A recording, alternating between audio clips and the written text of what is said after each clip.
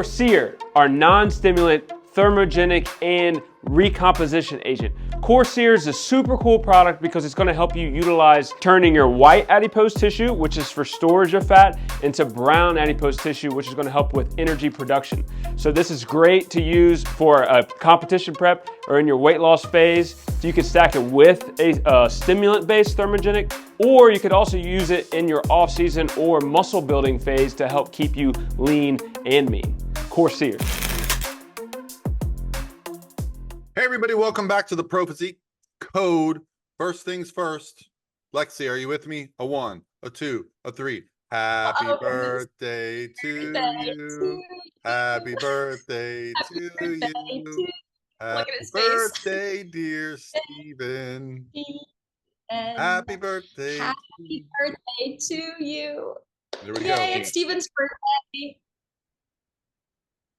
I'm a dude and I'm in my 30s. It doesn't matter anymore. Yeah, I know. They get less and less important. But nonetheless, we must celebrate the life of Stephen Beaugrand. Yeah, so anyway. I hope that I don't get a bunch of messages in 2 weaks when this actually comes out saying happy You're birthday. definitely going to. This will be out Monday, by the way. So it'll be, if you get a bunch of messages Monday, you'll know, like, fakers, you don't really know me at all. Yeah. Yeah, so we got a little bit to talk about. I think, the last podcast we did, we talked a lot about the numbers of the competitors that have dropped. And I think, honestly, that's probably the most responses I've ever gotten to a podcast. Like, see, I was getting DMs and messages and people stopped me at the show this weekend. I feel like a lot of people were interested in that.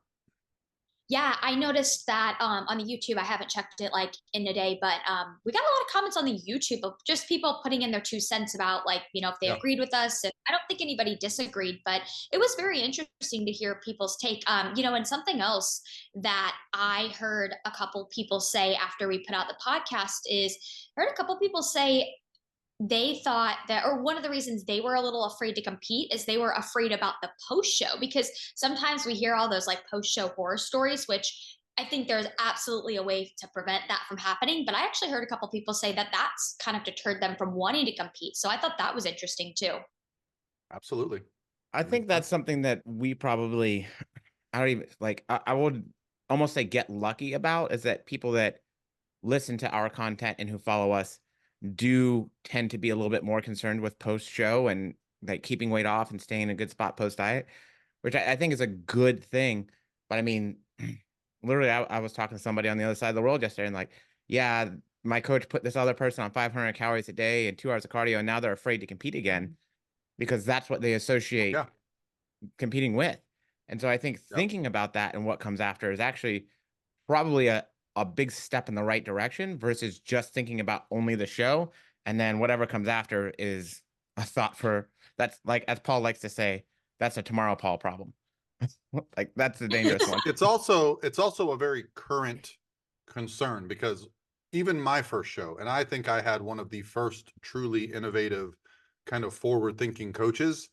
He never gave me a reverse diet. He never talked to me about the post show emotions that, and no harm, no foul on my first coach, who was Lane, but we just didn't know. There was no information. Now, I'll say this, Steven, you and I, we often talk about the morals and ethics that go into being a coach, because there were some times when I was coaching, when I'm like, am I making this like life worse for people, right?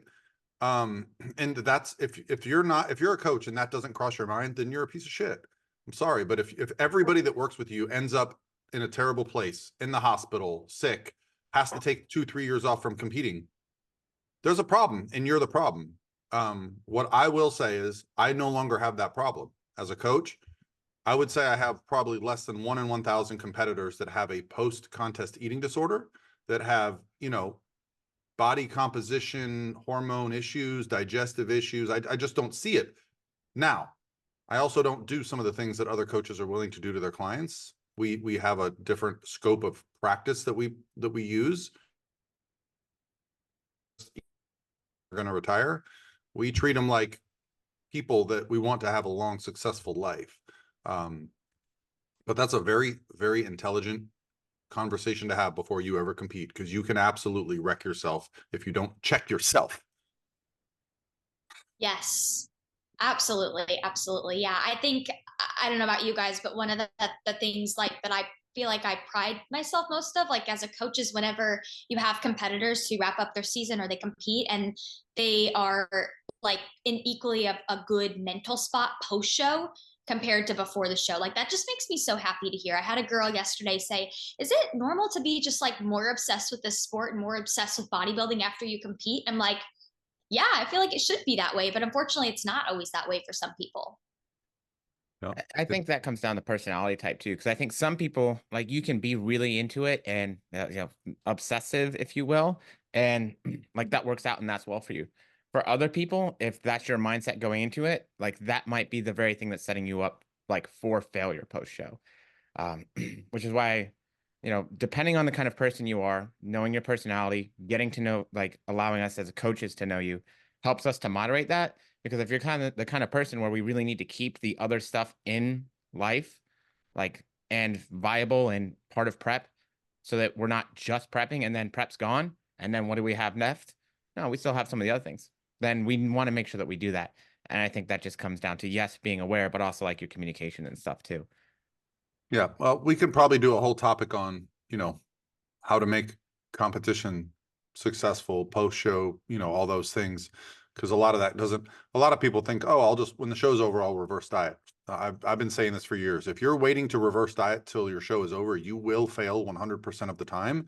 The only way to successfully navigate that transition is before prep is over. You need to be putting things in place so when the prep is over, you're good. Otherwise, I'm sorry, it's bad news bears. But that's a whole other topic. But I love the idea of generating conversation around the sport. I think, I hate to sound like the old guy, but, after you've been doing this for a decade, you start to feel like, yeah, we're having this impact. And I think me and Steven have come to the realization this year that it's maybe worse than it's ever been, as far as what we're seeing from people coming in to our, space. They're reaching out to us and 700 calories. I mean, I'm hearing people on Ozempic, human growth hormone. I'm like, why would you ever do these things to a competitor? We don't have a problem Yeah. restricting our calories. You don't need a freaking drug that's going to cause, stomach paralysis and all these. So there's more and more weird things happening that I thought in my early years of coaching, by this time, we would all be like us, right? But it's like there's more and more people in the space maybe, and it's just less education. So I don't know. I And I don't digress. even think I think it's more pseudo education. I think that's like where the truth of the problem comes from. Like, you're learning nutrition or you're learning this from somebody that has no actual formal education or is completely self-taught. And that stuff's just not like, when you have formal education, you're looking at the entirety of what the research, what the data, what the science says, and taking the overall best from that typically. And that's what you're being taught. Like, as of right now, this is the best of our understanding, this is the best of our knowledge.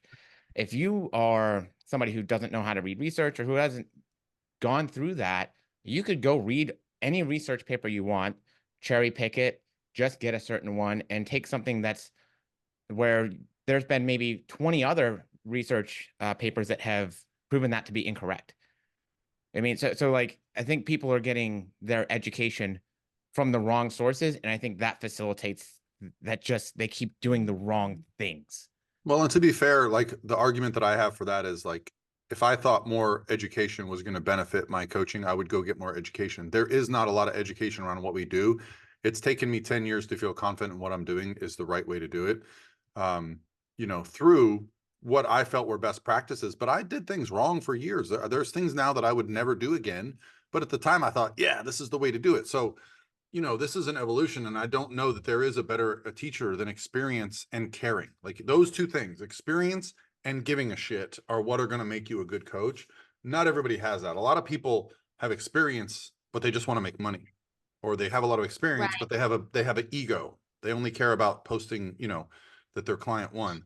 Not a lot of people have a true desire to be a good person in their clients' lives, and that's literally where my baseline entry comes from. So, and I know Steven feels the way, Lexie, you feel that way. I know all the coaches at Pro Physique feel that way. I would agree with that, with the caveat, you have to understand how the body works. Yeah. Like you have to have a very, Oh yeah. I'd say at least a thorough enough understanding of that. I think that's the problem, is people get overeducated without the actual basis that would let them know that what they're doing is probably nonsense. Yeah. Well, and that's why I went back to school, to get that baseline of education, to see if I, what I knew, I didn't know. And that's why I still continue to, talk to experts, and, why we not created, but why we require all of our coaches to go through, Dr. Joe's academy. I think there are a lot of air quotes coaching academies out there that I would not waste my time on. However, Joe has not only the PhD education science background to do it, but also the experience, and also the psychology to understand coaching, case studies. Psychology is huge. I feel like in this, like, I feel like if there was one thing I went back to school for, had like continued education, it would be psychology. Cause I feel like the more I coach, the more I realize that is a big part of coaching, is learning your client's psyche. Cause that feeds into, kind of how you may tailor the protocol towards them. So I feel like psychology is something that people don't realize, 100%. But it's a big part of our job. Yeah. I think that's what makes me stand out, is I'm very in tune with how people think and feel. I'm not a trained psychologist by any means, but I've always had that, like, I'm always in tune with how people around me are feeling and thinking, and I try to use that to my benefit. So yeah. So, well, let's talk a little bit about the Clash this weekend, because we've got a lot to get into today. I want to talk about the cost of competing, how we can make it more friendly, how we can, hey, if we want to spend some money, how we can spend more. Manolo Blahnik shoes for stage, whatever, we can get into that. But let's talk a little bit this weekend, the Clash. Lexie took the weekend off, so me and Steven made our way over to Orlando. We had a really fun weekend. It was one of those good old fashioned fun shows, right, Stevie boy? Yeah, I mean, well, all the Clash shows are run really well, so it's always like, exactly what to expect. Everything's like in line and checked, so there's no curveballs, which is always nice because nobody's stressed out, like not knowing what's happening. I loved the location. It's easy to get to. The parking's easy. It's like there's a bunch of mini golf places around, right? Our new hobby. This is our new hobby. It's so, fun. like, it's just nice. And when things are like, when you have a show like that and everything's in line, like you're not stuck just waiting around to do like the things that you have to do. Like they get done a little bit more quickly, so you end up having more time to actually relax, which is great from a coaching perspective, but also great from like the competitor's perspective too. So I love those shows. Yeah. So let's talk a little bit about the actual show this weekend, because you and I both had competitors there. Actually, 5 different Pro Physique coaches had competitors at this show. Is that correct? Matt, Miriam, and Jess. Yeah. That's right. Yeah. So yeah, my thought would be, first of all, yay. Because, like it was awesome to meet Carmine, who was Matt's classic physique competitor, who's getting ready for the classic physique stage for Masters nationals. And then just, the camaraderie we get to have the day before the show. We go see everybody Friday at Iron Religion. At this point, I'm one step away from actually getting a membership there because we're there so often. But it's just a very accommodating gym. You never feel like you're bothering anybody, which, that's a big part of it. And the Clash series, I mean, honestly, at this point, that's our 3rd one already this year. The show started at 9. We were out the door by 7 p.m. And that included a break in between a pro show and all the divisions. And so they just know what they're doing. They run the show very well. The backstage area is very fluid. We get the benefit of having the same kind of crew. Shout out to Billy. He had, some life stuff happen. We talked to him a little bit about, but he was still there doing his thing. And, like, they know how to make sure the competitors have a good time. And that's not lost on us, as we used to promote a show. And we've been at shows where we've been yelled at before. And so it's just, the Clash is always a great experience. But especially when you have a competitor in basically all the divisions, men, women, and pros. So, yeah. And I felt like everybody looked pretty dang good too, which is nice. It's like Miriam had her, like, that was her first competitor on stage. Yeah. And obviously, like, she looked amazing.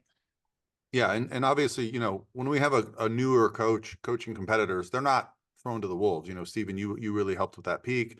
We got to see her in person on Friday. So, you know, it's a team effort, but we, you know, our goal is to raise good coaches, and Miriam certainly cares. She's, you know, you can teach people the ins and outs of prep. You can't always teach them to be good humans, and we've got an abundance of good humans. Oh yeah, for sure.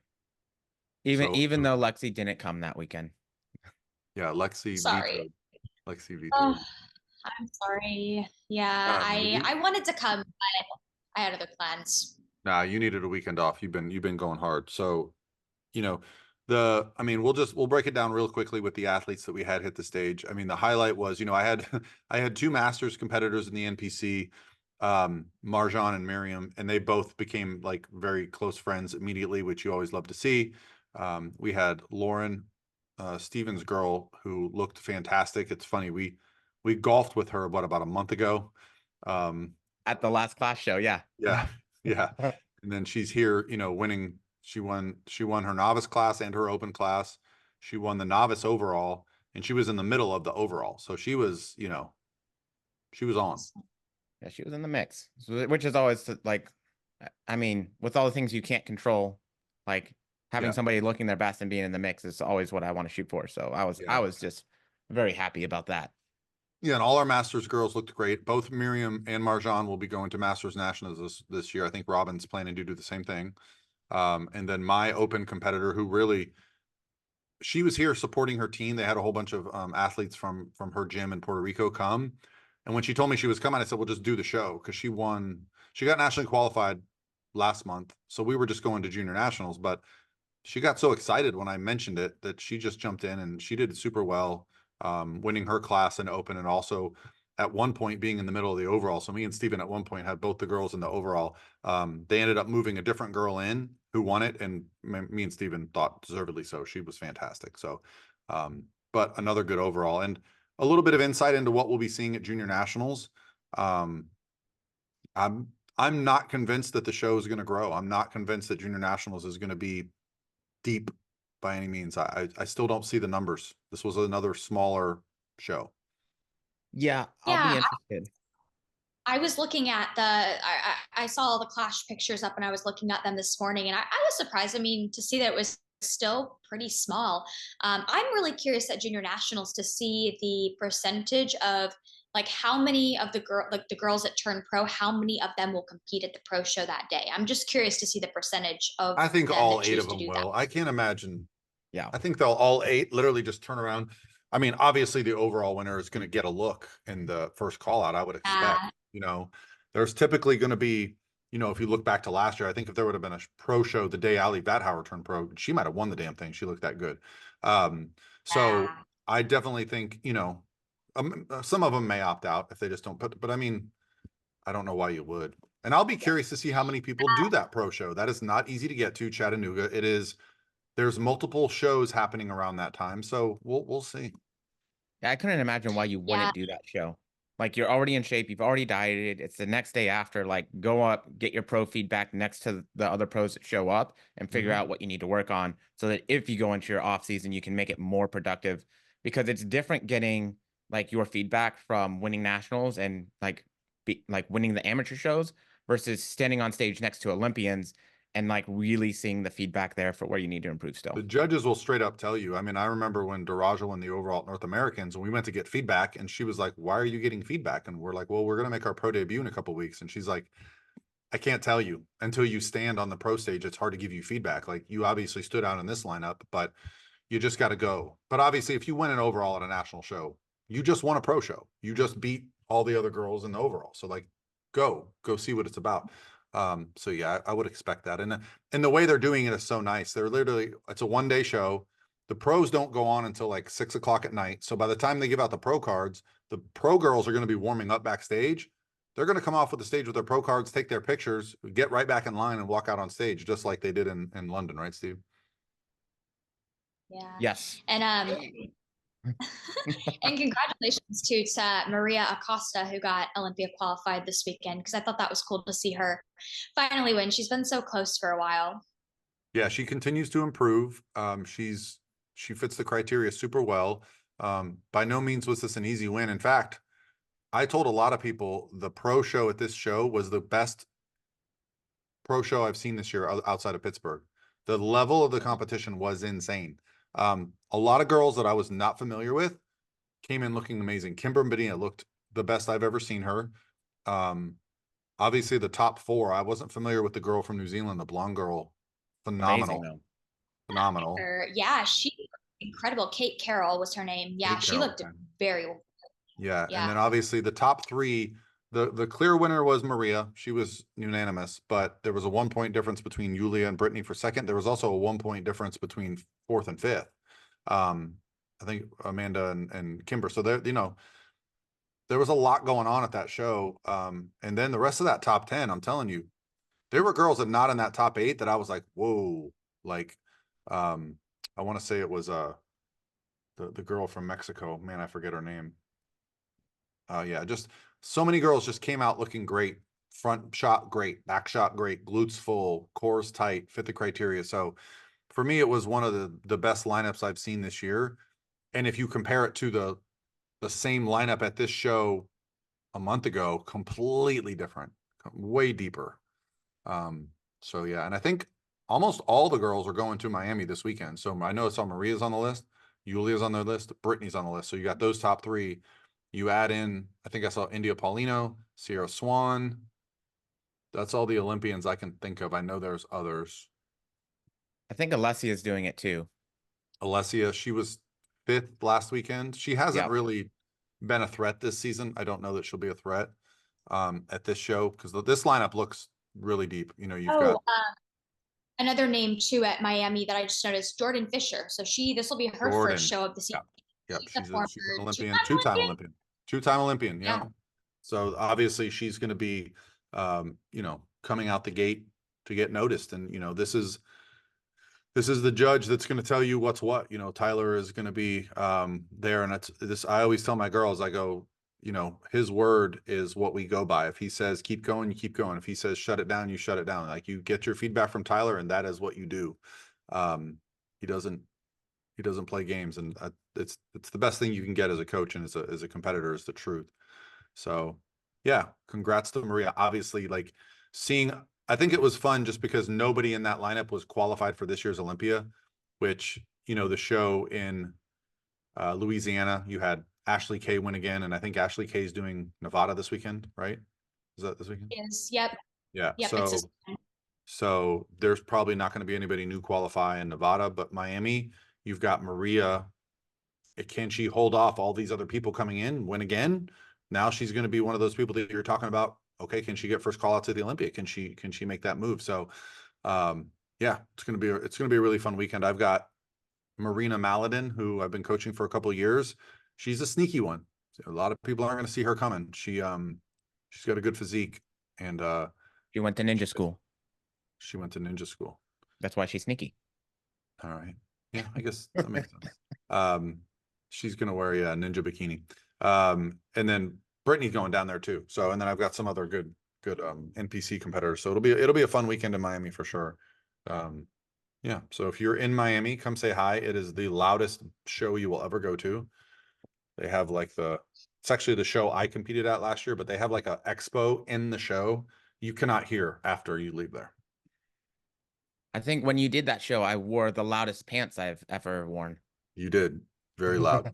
And then this year, Brett is actually doing his, what is it? Strong lifts? Strong lifting. Yeah. Strong lifting. So it's like 6 events. He's doing that in the expo at the Miami show. So get your butt down there. Come say hi to me and Brett and whoever else. It'll be a fun weekend. Awesome. Yeah, that will be a good weekend. All right. So let's dig into this topic because I know Lexie put some time in. She saw my Excel spreadsheets. She said, you know what? I can't let Paul outdo me. I'm going to create an Excel spreadsheet for the cost of competing. I needed to do this because I knew that I would forget or glaze over something. And I think it probably it helps to have some numbers and just be very transparent about how much some of this costs and what a rough total can be. But I think like we're also going to put like a little bit of a spin on this too and talk a little bit about how you can save a little bit of money, because our goal is not to make this episode and scare anybody away from competing, because I mean it's absolutely doable to do. You just have to plan accordingly, and I think just being aware of what you have to buy and what you have to pay for is Yeah. key. So yeah, so I made a list, so we'll kind of just run through that. Yeah, I think this is so from my experience, and I know Stephen can concur with this. When I first started competing, I was broke. Like there was no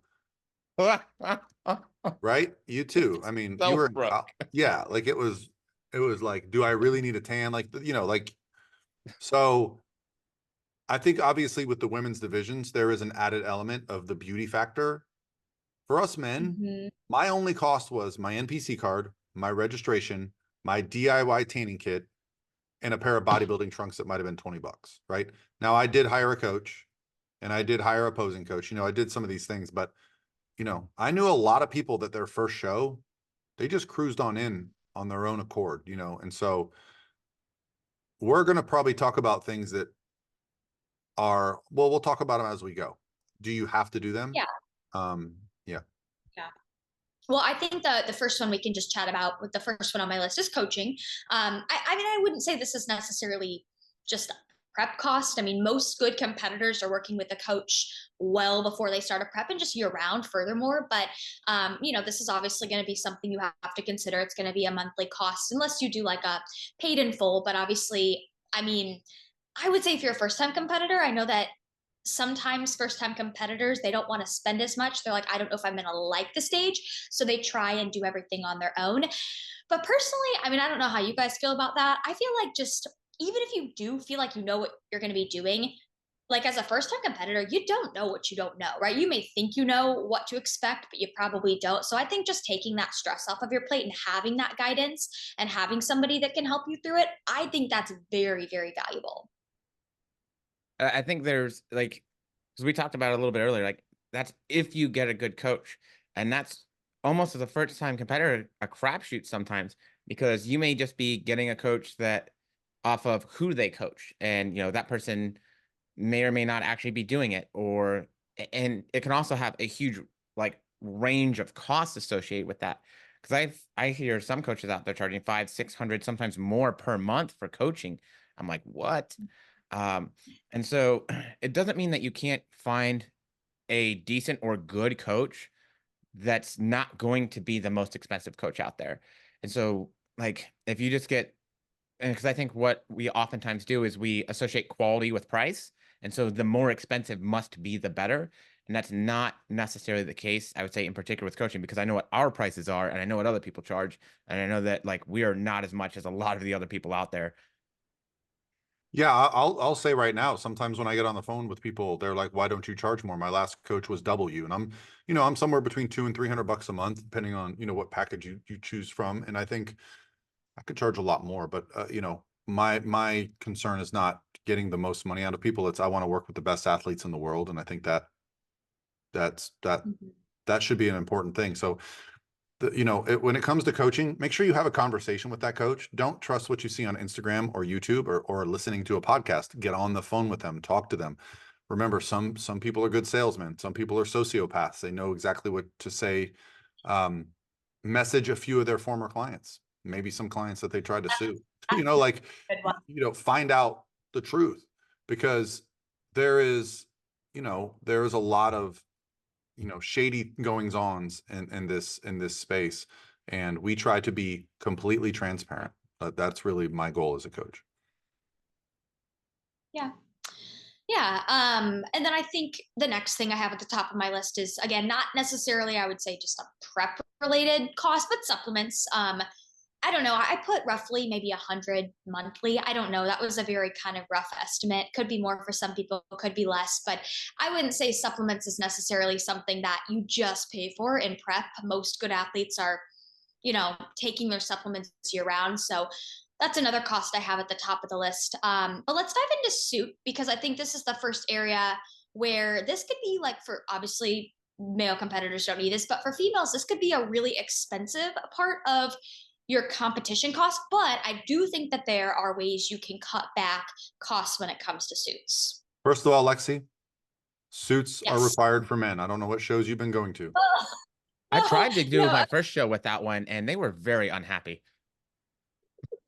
I mean, you know what I mean. The bikini top, at least. Please wear bottoms, guys. Yes, please wear bottoms on stage. But yes, But I mean, like, our suits can literally be off the rack, or like, you know, board shorts, or, you know, even the posing trunks. I think a good pair will cost you like 50, 60 bucks. So oh wow, yeah.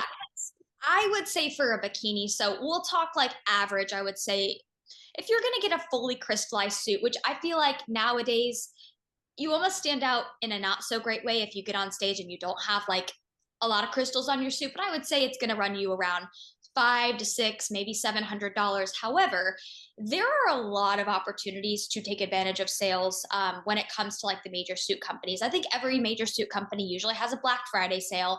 I know some have like a Christmas in July sale. And then a lot of the suit companies too have like a already like ready to ship inventory on their site, so you can really get a bargain through that. And then there's always like the secondhand option. So there's a lot of Facebook groups out there too where competitors will sell their suits, and obviously you have to make sure it's the right fit, that it's going to fit you. But that's another option too if you are really on a budget. Because I wouldn't try to buy a really cheap suit that barely has any crystals on it, just because, like I said, you're not going to pop on stage, you're not going to glisten. So I think there are plenty of opportunities to just take advantage of sales when it comes to buying your suit. And that's a great way to get a little bit of a bargain. Well, I think one of the other things a lot of people might not be aware of, especially like if you're newer getting into the sport and you're a female athlete, is there are also suit rental companies.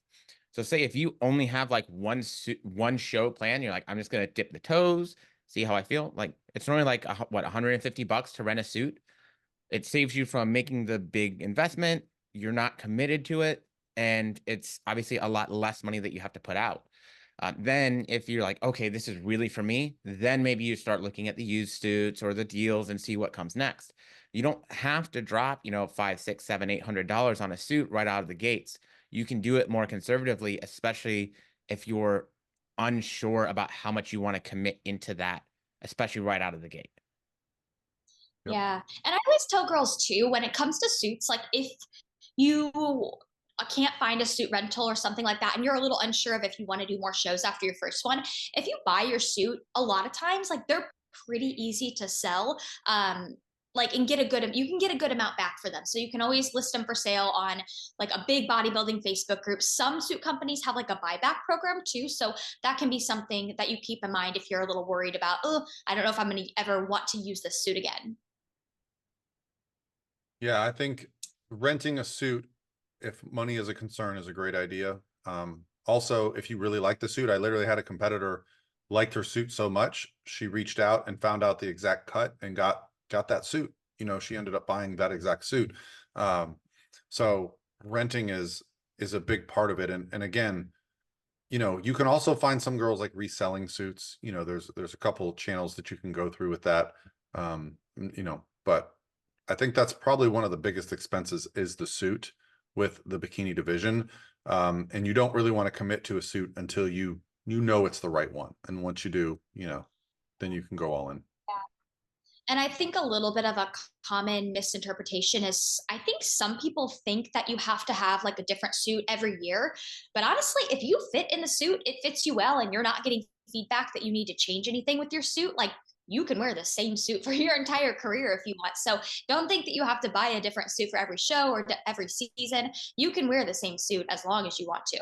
Yeah, and a lot of the girls that you see wearing a different suit all the time, they're getting those for free. Like some of my major athletes are getting 1 to 2 free suits a year.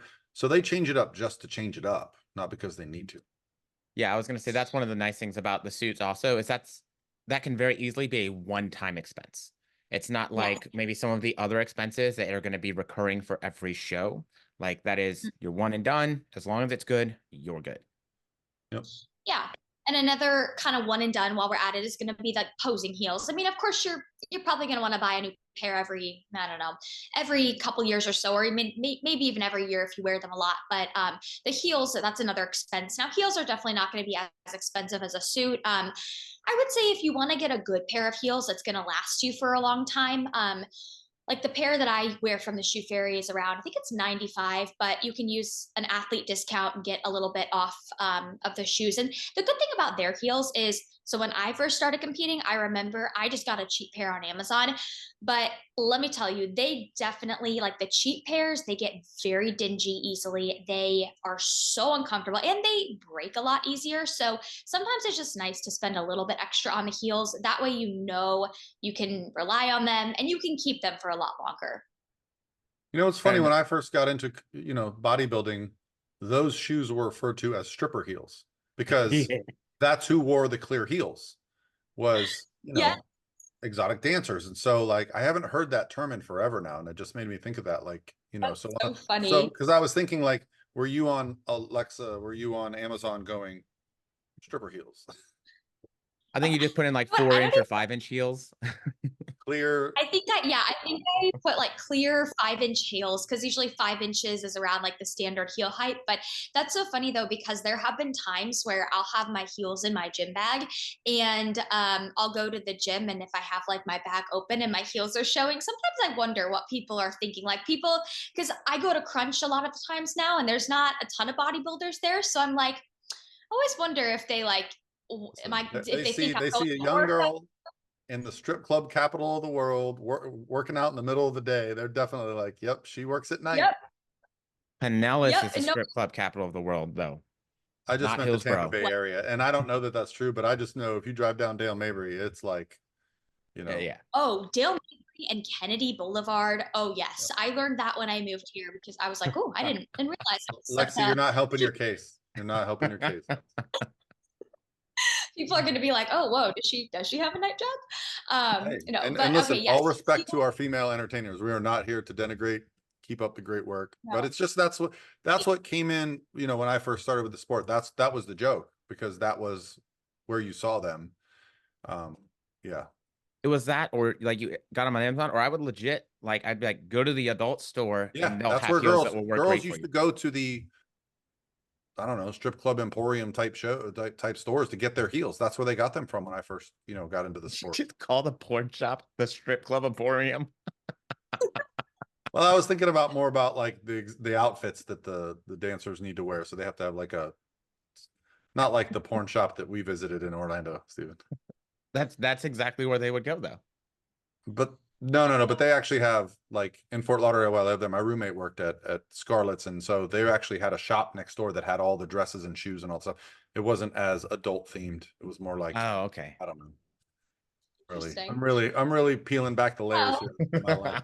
Yeah, well, nowadays you can just go to theshoefairy.com and they'll hook you up. And we love the Shoe Fairy. She's amazing. Now we she's do, actually we do. She's got mainstream now. She's really like, yeah. Yeah. No, those heels are great. And yeah, they're a little bit more expensive than what you're going to find on Amazon, but like so worth it, because especially if you're going to be standing backstage sometimes for a long time, just in line, and those shoes are pretty comfortable. So, last thing you want is your feet like aching before you go on stage. So yeah, well, highly recommend. We have to mention Daraj's shoe. Oh yeah. To my knowledge, I don't know. He's one of the only competitors I know of that has a signature shoe. Yeah, I'll have to check. I'm not sure if it's still on the site and available. But it was called, what was it called? Divine Mule? No, Divine. Divine, yes. Divine, yes. The mule. Yep. Yeah, that was because it didn't have a strap. So that's what the mules are. But yeah, it's the Divine Mule. I'll have to look to see if they're still available. But yeah, she did have a signature shoe and it was gorgeous. So, well, on that topic with the posing heels, I think posing sessions is another thing to consider and to talk about, because I think, I think that this is an area where a lot of people are like, oh, maybe I can get by without, getting posing sessions. No, but you guys, but I don't see many girls just able to self-teach themselves posing. I just don't see it. I've had 3 girls. 3 girls that came to me that I was like, you don't need a posing coach. One of them was Daraja. She was a student. Yeah. The other was Savannah Finley. She was a student. Like there are some girls that literally just can watch a video and mimic it. They have the athletic ability, their body awareness, but that's 2 out of more than 1,000 people I put on stage. So yeah, get a lesson. Just get one. Yeah, get at least like if you're really tight on a budget, I think that minimum like 2, because I do think it's going to take a couple to at least learn the routine. But I mean, if you can get more than that, I think it is beneficial, because you don't see, especially first time competitors, you don't see a lot of true novices just getting on stage with like that it factor with posing. I mean, you do every once in a while, and a lot of times those girls are the ones that they could, they win the overall. So I think that can be something that really sets you apart. I think for me, if you're a first-time competitor and you've never done it, it's 3.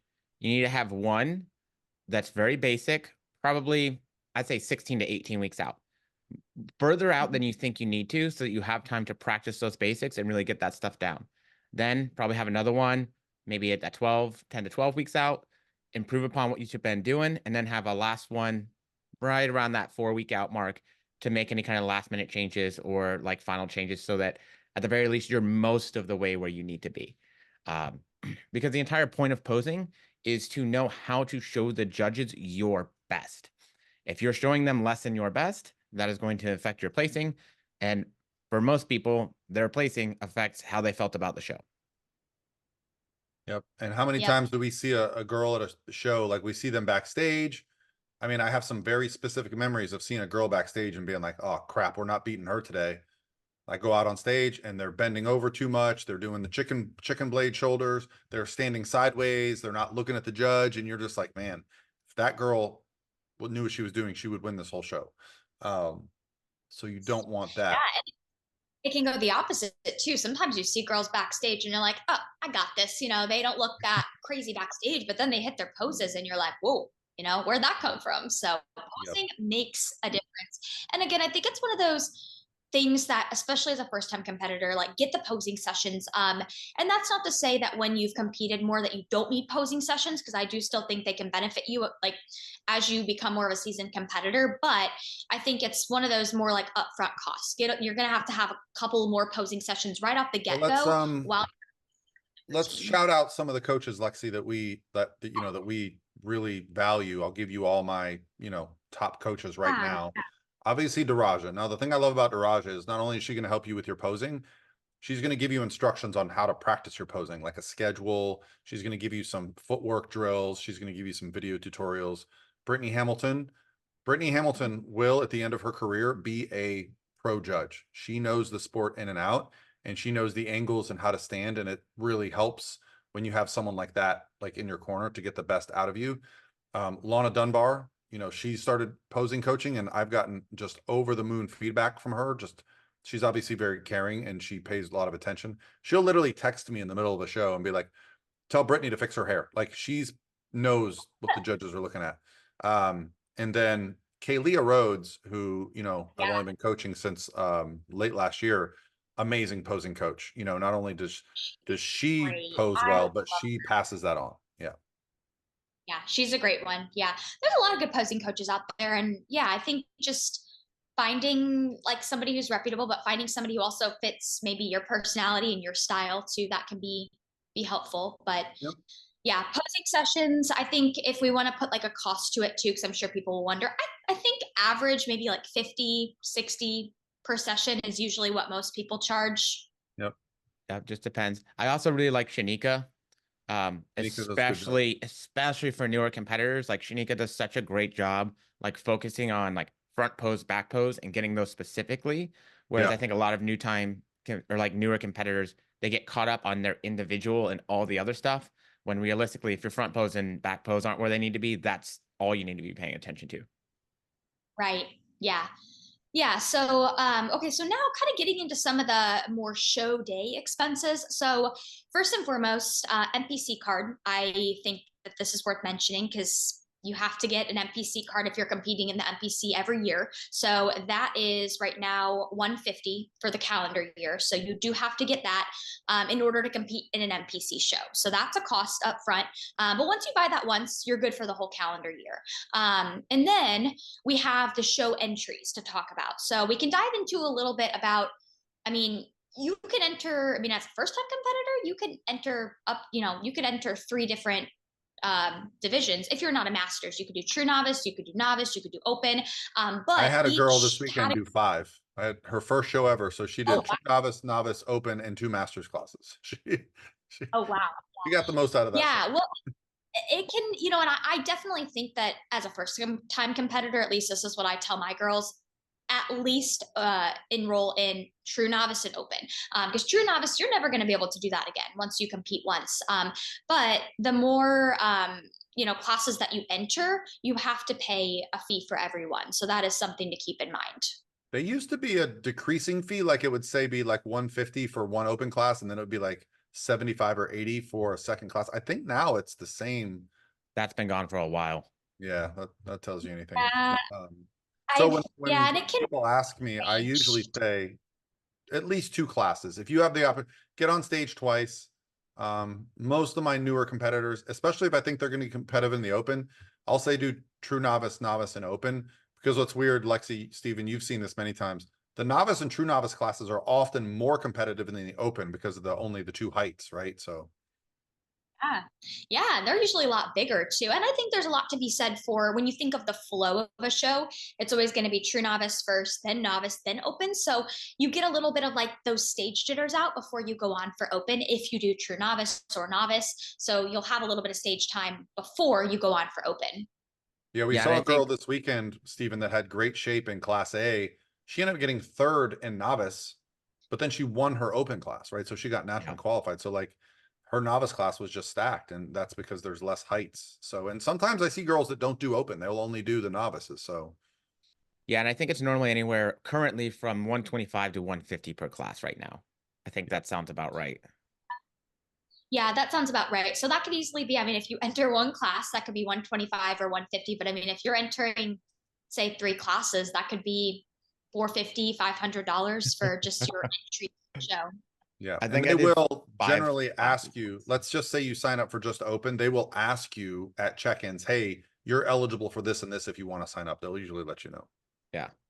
So at the most I did was 5 classes, and that was a couple years ago at that at the Ironman show, which is an awesome show. But yeah, it was like $600 just for my show fees. I was like, okay, I need to, maybe that's a little bit much for me. Maybe just do a couple. Steven, the trophy hunter. I did 4 classes at my last. Remember, I did classic physique and men's physique, and I did like novice and masters. I might have been 5 classes. Yeah, I did like a lot of classes that show. Yeah.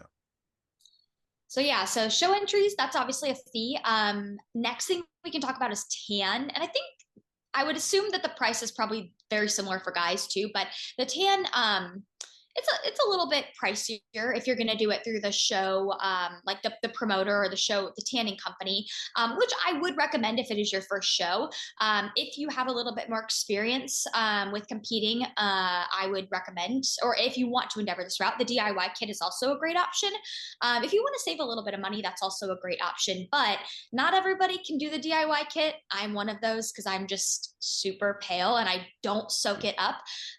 But I would say, like, if you're going to do the tan through the host tanning company, can range anywhere from, I think, like 150 to 200. I haven't seen it at 200. I've seen it at 150.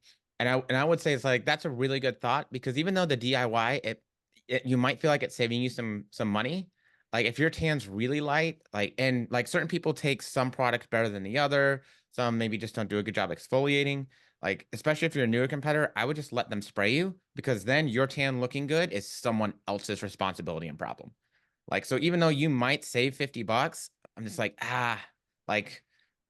there's a lot that you have to manage on show day. And, including your food, your hair, your makeup, when you got to be backstage. If you got to add more to your plate and you're a high stress person, take it off your plate. I will say this. I love doing my own tan. I hate going to get sprayed now. So I typically will tell my girls, buy the DIY kit, Let's start the tan on Wednesday, Thursday. If I feel like it's looking good, we'll just rock with that. If not, sign up for the tan on Friday, get it. It's like a great backup. You can never ruin a tan by having a tan on. So a lot of people get worried about that. You can always just rinse. Yeah. Yeah, and you can get like you can sign up for the tan really last minute. When I did my last show, I remember I literally went down there that night, like Friday night, because I was panicked. I was not soaking up the DIY well, and they're like, "No, we got you." So they'll always help you out. And the nice thing too is that if something goes wrong with your tan, like backstage or in between prejudging and finals, like the tanning company, they'll take care of it. They're usually really nice about that. So, kind of on that same. Why are you laughing, Stephen? I'm just laughing because Paul, you remember when I did Battle of the Bodies a few years ago and you were tanning my back and it wasn't really taking too well. So I went down, we got the tanners to spray me that night. And then in between prejudging and finals, literally the entire tan off my back was gone. They had to retan my entire back. Yeah. In between backstage. That was Hotspot and they're awesome. No, that was it was Alicia and Alyssa Weissbaum. Protan. That was Protan. Yeah, Alyssa Weissbaum, yeah. Okay. They're also awesome. So yeah, amazing. they're also awesome. Yeah, we're blessed in Florida. We always have great support for that. But yeah, like I had a competitor. It was Savannah Finley. After she did her morning shows, her tan was a mess, and I went over to Hotspot and I said, "Man, I got this girl. We got to go back to finals. I think she might be in some of the overalls. Can you help me?" Man, she was so nice. I offered to give her a couple bucks. She's like, "Don't worry about it. I just want her to look great." And I'm like, "Man." So like, you got to remember the people in this sport care about the sport. So, as long as you're nice, yeah. Yeah, be nice to the tanning people too. I try to always give them the benefit of the doubt because like think of how long they are up on show weekends. Like they are up early. So yeah, they work some long hours. But the next thing kind of on the same topic of tan is going to be makeup. And I feel like this is a very similar concept to the tan. I think some girls think, oh, I'm going to save some money, do my own makeup. But I also think you can save money by doing your own makeup, but you're probably not going to save money by doing your own makeup unless you're doing multiple shows because you're still going to have to buy all the product. Because stage makeup it's a whole other beast. It's not just like your general everyday or even going out makeup. So you're going to probably have to buy a lot of product if you want to do your makeup on your own.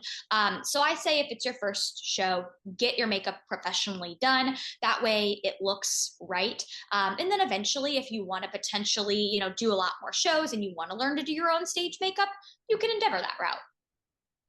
I think it's like, again, first show, sure, have the makeup done. If you love it and you're like, I live for this sport, this is the greatest thing ever, learn how to do your hair and makeup like as soon as you possibly can. Follow the good artists like Joey and V and Carolyn used to be one of them. I haven't seen her at shows lately, but she always did great stage makeup. I've had great results with LeBeau. Mm-hmm. Yeah. So follow those artists and figure out like that look because it's definitely not normal makeup look, but like that is one of the biggest things that will save you money that you can do, I would say fairly easily, unless you just have like, I don't even know what to call it, unless for some reason you get your makeup going and it's just all over the place and it's jokery. You know what I mean? Like if you just can't do it, sure. Well, here's the other thing about doing makeup, Stephen, that I had to learn because obviously, I don't need makeup. Beautiful here. Is that even if you want to do your own makeup, that shit's expensive, right? So like if you don't have the right stuff for stage, you might end up spending more on a couple products to compete than you would if you just paid the pro to paint your face and you could walk out the door. So, Yeah, it's actually personally getting my makeup done. I always use V. I love her and her team. It's one of my favorite parts of show day. I don't know. I just think it's so fun to like go in there for 30 minutes and then see yourself afterwards. And it's like, oh, it's just really fun. And I think usually if I have girls that want to do their own makeup, I'll always have them do like a practice run before show dates. That way I can make sure that it's something I approve and it looks good. So yeah, and I think also there is a little bit of a benefit if you want to learn to do your own makeup. Especially sometimes if you get it professionally done, you have a really, really early wake up call, and that's not always fun. I've had my makeup done at 3 a.m. before, and that's it's not always fun, but that is a risk that you do take if you get it professionally done. So I think one of the other things, so like with V, you don't have to worry about it. With some of these other artists, you don't have to worry about it. But sometimes you don't always get the best makeup done depending who you're going through. So if you like know what you're doing, at least to some degree, if there's something you don't like about your makeup and you know how to do it, now you can update that. You can change some things on your own. Like you can make some adjustments to it to make it really click for your look and like what you want out of it too. So I don't think there's really a drawback to knowing how to do it. Like obviously, like I said, you don't have to worry about it with V or anybody on her team. I've never seen anything less than absolutely stellar makeup coming out from that team. But like for other people, depending who's at the show, who's available, who's not available, you got the wake up, which sometimes one of the biggest impactors for how you look on show day is how good of a night's sleep you got too. Like, so there's some other thoughts there that like, if you can get an extra couple hours of sleep, that can sometimes really, really help improve the physique too. Yep. Yeah. Well, so let's talk about I guess 2 to 3 potentially pretty big costs for show days. However, these 3 things are very like it's just dependent on where your show is at. So, and this is going to relate to travel costs. So we're talking flights, we're talking hotel or an Airbnb, and even Ubers too if you're traveling. I feel like this is really where it can get pricey is if you're traveling. Because aside from that, everything else, yes, it is a little bit more expensive. But if you take all the travel costs out, it's not crazy expensive. But I feel like where it really potentially can add up is with flights, with a hotel, especially if you're staying at the host hotel, Ubers, things like that. So that's why I know myself, and I know you guys do the same for first time competitors. I typically will encourage them to do a show that's local to them if we have that option, just to save stress, but also save a little bit of money for that first show. 1000%. Yes. Like you're never going to be more comfortable than being able to go home to sleep in your own bed. Unless maybe like some people might not like if you have a lot of kids or a lot of animals and the house is kind of crazy a lot of the time just because of the energy. Yeah, maybe the hotel is more comfortable. But I'm always very cognizant of that. And I feel like you shouldn't have to start spending a ton of money on travel until you're at that higher level. You've done a few shows, maybe you're in it for overalls, you're winning overalls. So then maybe you're traveling to go get the pro judge feedback at the pro-am. Maybe then you're traveling to go to the national level shows and do that. I just don't think that it's this huge necessity to have exorbitant travel fees as an amateur for the vast majority of people. Yeah, I would agree. And I think, consider this too, because I think, Paul, I think you had kind of told me this or said something about this last year. For some competitors, and I mean, I would justify this with my own self, is sometimes it's kind of fun to make like your show experience like kind of also like a little bit of like travel. So you can use it, if you don't normally travel a lot or go on a ton of vacations, you can almost kind of think of it in that sense. Like maybe you want to go visit a new city and do a show there as well. So you can kind of think about it that way too. If you don't travel a ton in general, kind of think about, okay, I'm doing a show, but also maybe stay an extra day afterwards and explore a little bit and kind of get a 2-in-1 with that. Yeah, I call it like fitness tourism because we all go to these shows together, and then there's a whole host of cities that I never would have gone to probably in my life. Charleston, South Carolina, Salt Lake City, Utah, Austin, Texas, Pittsburgh. These are all cities that I've gone to because of a bodybuilding show and been like, holy crap, I love this city. The food, the people, the environment, it can be really, really fun to go to. So yeah, like that's so I'll almost look at that as a perk, right? So I'll actually tell my competitors, hey, I'm going to the Republic of Texas.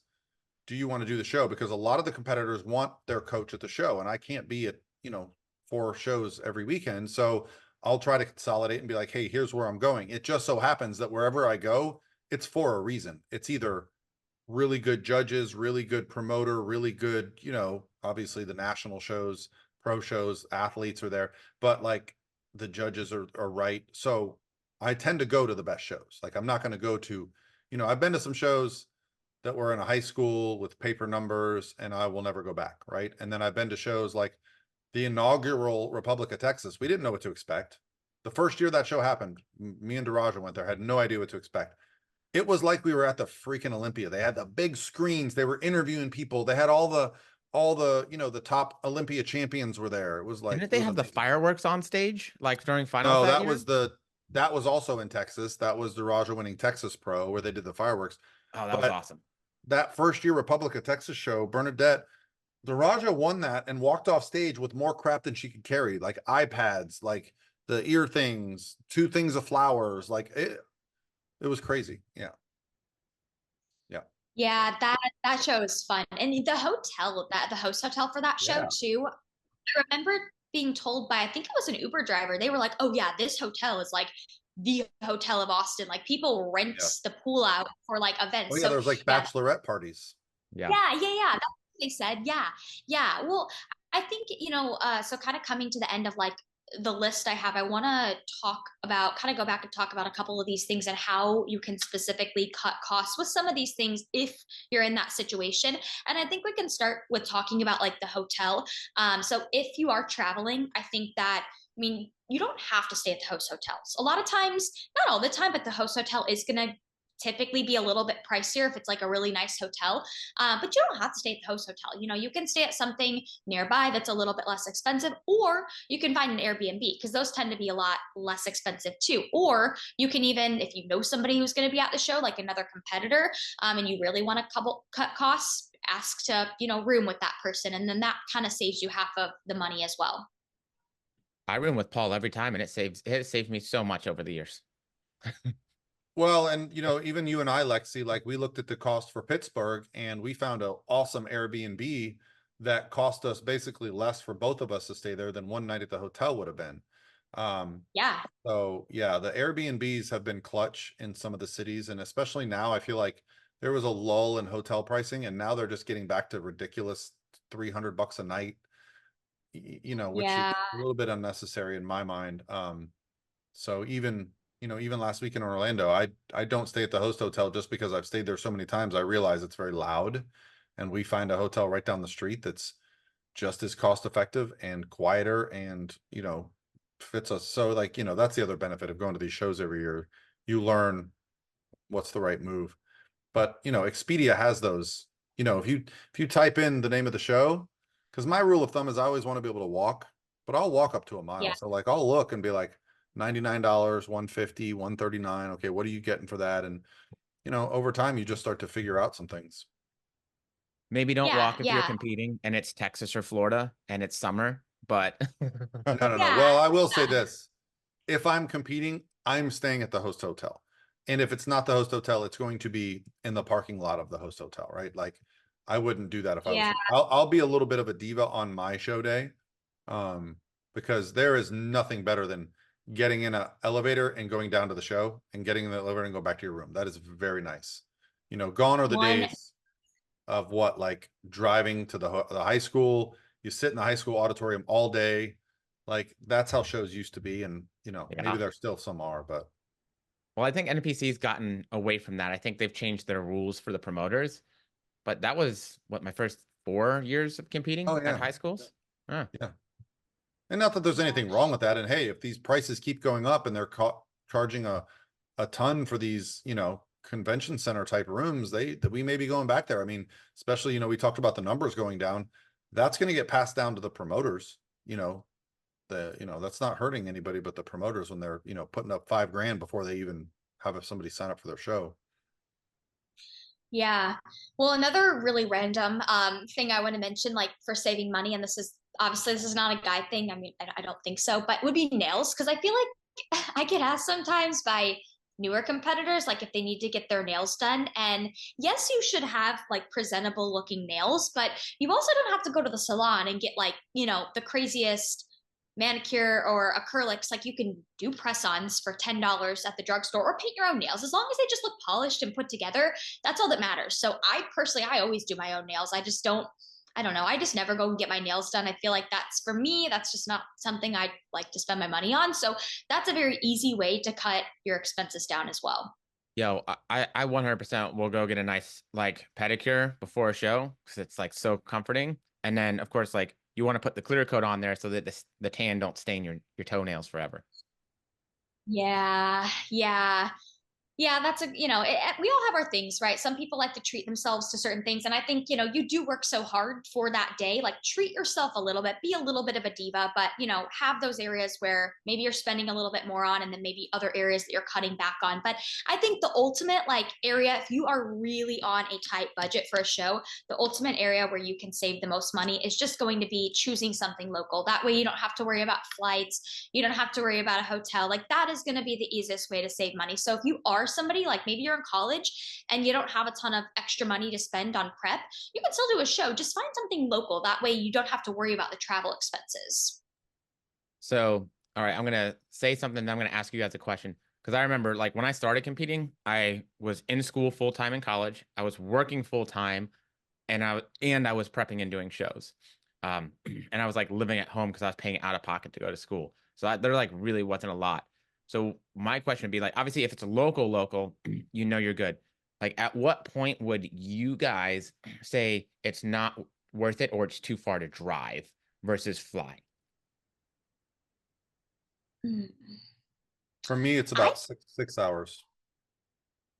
Yeah, I think it is really person dependent because I'm the type of person, like if it's more than a 3 hour drive, I don't want to do it because I always stress about, oh, what if I get a flat tire? What if there's traffic, right? So I think that's a person dependent question because like I'm kind of a little bit of a diva with that, but I just don't like to drive in general. Yeah, I think like 8's my max, and that's if somebody's really comfortable and good at right. Like it's a normal thing for them. But otherwise, I would probably be around where Paul's at and say if it's more than 6 hours, it's probably not worth it to try and Well, save a little bit of cost. the advantage of driving, so like, I'll use Ariana Brothers and her husband JD. He's a bodybuilder. They bring their food. They drive to every show. They drive from North Carolina to Tampa. They went to, um, yeah, they drove to all the shows last year because they can Pittsburgh pack up too, their right? car. Yeah, Pittsburgh's pretty close to North Carolina. It's not that far. Oh. I think the Miami show was about 10 hours for them, 7 to 10 hours, but they broke it up. But the thing is, if you got two people going to show, 2 airplane tickets, right? So for them, it makes a lot of sense. So it just comes down to what makes the most sense for you. If you have a significant other helping you, that changes the whole game too, right? So, me and Steven do these long road trips, but the time flies. I don't feel like I'm just sitting in the car staring at the road. We have topics about murder houses and, we laugh the whole ride. And, Lexie, you've done some of the road trips with us. We always have fun. I have. Yeah, they're fun for sure. Me just Yeah. making up historical quote unquote facts about random places that we're passing by. Yeah. Yeah. Oh yeah, and we can't forget about Bojangles, stopping there on the way to Blueberry Charleston. biscuits. We skipped Yeah. Bojangles this last one. We did. Oh Well, my you've word. got your GERD to deal with, so it's like Ugh, I feel like you've really pulled back on your savory Steveness. ain't worth it. I mean, look, we're gonna try Right. and get it fixed here soon. Right. So then Yeah. we'll be back. We'll be back, Bojangles. I promise, baby. All right. Well, any other things you guys can think of when it comes to show day costs or any last minute kind of thoughts on this topic? Jewelry. Oh yeah, jewelry. I did forget about that. I guess I always forget about jewelry because I feel like that is something you do not need to spend a lot of money on. You can easily go on Amazon. Like for bikini competitors or female competitors, a bracelet, a ring, earrings, maybe 2 bracelets. That's really all you need. But you can get those things for pretty cheap on Amazon. Like you could literally search bikini competition clear jewelry and usually you'll get a good amount that pops up. And I also know like suit companies, the Shoe Fairy, they also sell jewelry. It's going to be a little bit pricier going through them, but if you want to bargain, Amazon. Or even like Claire's at the mall. Like I've had a bunch of girls go to Claire's to get like some cheap jewelry and just back. All right, we're set. Yeah, you want to hear something funny? So you just reminded me what Lauren Conlon used to do for makeup. She used to go get her makeup done at the mall. They would do like the sit down makeups. I don't know what they call it, right? Maybe Lexie, you know what I'm talking about? You go to the counter and they would do your makeup for you. Yeah, I actually, that's what I did when I went to like all my school dances, like homecoming and prom. Yeah, I mean, that's always an option. I think if you're going to do that, take a picture of what you want your makeup to look like, because like you want to make sure that they get the contour right with your tan. But yeah, I guess that's an option too. Listen, I'll never forget 2017 at Nationals. I wasn't really paying attention to my girls' makeup at that point. I was, worried about the physique and some of I barely even really understood posing at that point. And I had 2 girls turn pro at Nationals, and both of them, when they walked out, I was like, God, you look freaking beautiful today. Like, who did your makeup? And they both said the same girl. It was Carolyn. So then from then on, I was like, I want this girl to do, because there is that moment where you walk out under stage lights and some girls are just stunning. Now, obviously Lauren Dannemiller is very pretty, so that helps. But like some girls that are already very pretty girls don't look pretty when they come out under the lights. The makeup dulls them or it doesn't make them pop. So that was the first time that I said, okay, no more of this makeup at the mall. We need, especially, we're talking about like ways you can save money. You don't want to save money at nationals, on makeup, on your tan, like those things you do not want to skimp on, because that is when every detail matters. You need to already look like a pro if you want to turn pro. So I'm all for like, your first couple shows, figuring things out. But as you go up that ladder, you need to plan for those expenses, because there's going to be girls that just have everything to the nines. Yeah. If you're at nationals, like don't do yourself the disservice of trying to save a few bucks to where you like make it a negative on the experience as a whole. Like it's not worth trying to save a few bucks on maybe one or two things if it's going to put the other stuff that you've invested all the time and money into in like jeopardy of being as good. Like at that point, just do the right things. Right. Yeah. My biggest recommendation is when you're starting a prep, or like well before starting a prep, if you're really worried about all the expenses, just make a spreadsheet. Make a spreadsheet, list out everything that you know you're going to have to pay for and when you're going to have to pay for it. That way you're just prepared for it. Because I think if you prepare for it and you plan for it, it's a little bit of an easier kind of hit to take because you plan for it. But there's nothing worse than, I mean, I've never had this happen, but I've heard stories where girls will get close to show day and they're like, oh, I can't afford this. So then they can't compete. So just make a spreadsheet, plan for it. And I feel like, it's doable if you go in and you know what you need to expect as far as costs go. I'm going to just ignore it all, put it on the credit card, and it's going to be tomorrow Steve's problem. Well, you do the worst you advice of the episode. Yep. Oh, do not stress yourself financially to compete. That is one of, me and Steven, we talk about this all the time about, there are some like no-nos to competing. I'd really like you to not be in prep during a wedding, during a major relationship change, during a job change, a location change, like these big life things that we think like, oh, we'll just breeze through it. I've literally had every competitor that's ever done that, no matter, even if they won, even if they just had the greatest season afterwards, they're like, that was freaking stupid. I never should have done that. Right. So like, try not to prep. Obviously life happens. And if you're in prep, so be it, but try not to like schedule prep in one of those scenarios. Yep. Yeah. It's hard to thrive in chaos. Yeah. Yep. Somebody just woke up. Hold on, guys. Oh, there's a kitten coming. Oh, do we have a visitor? He was sleeping under my desk. He just started playing with my feet. Oh, is that little Rocky? This is Rocky, man. There you go, buddy. There he goes. He's like, whoa, whoa. He's getting big now. He's getting big now. Getting Got a little fat little tail now. He's not a Maine Coon though, right? No, he's just straight from the shelter. He's got some Maine Coon features. He's got little points on his ears, and he's got a similar stripy face to like Tucker, but he's super snuggly. He was right under my feet. He just likes to be around us. Oh, so cute. All right. Well, any last thoughts that you guys have to wrap up this episode? I don't know. I mean, don't overthink the expenses. If it comes down to it, the judges aren't judging who has the most expensive suit and who has, the most expensive hair and makeup and all that stuff. And they're judging the physique. And you'd be shocked how, you've got all these professional coaches and athletes that have been training for years. And there will just be sometimes somebody that just walks into a show, suit, nothing special, but their physique is just wow. And, so it's still at the end of the day, bodybuilding. So lift some heavy weights, eat well, and that's going to go a long way in this sport. I think mirroring that, like if it's not there financially, don't force it. Don't rush it. Yeah. The more time you take in the gym, lifting, eating well, doing the things to build your body, the more successful you're going to be when you do get on stage and when it does make sense to happen. The sport's not going anywhere. Bodybuilding is always going to be here. Competitions are always going to be here.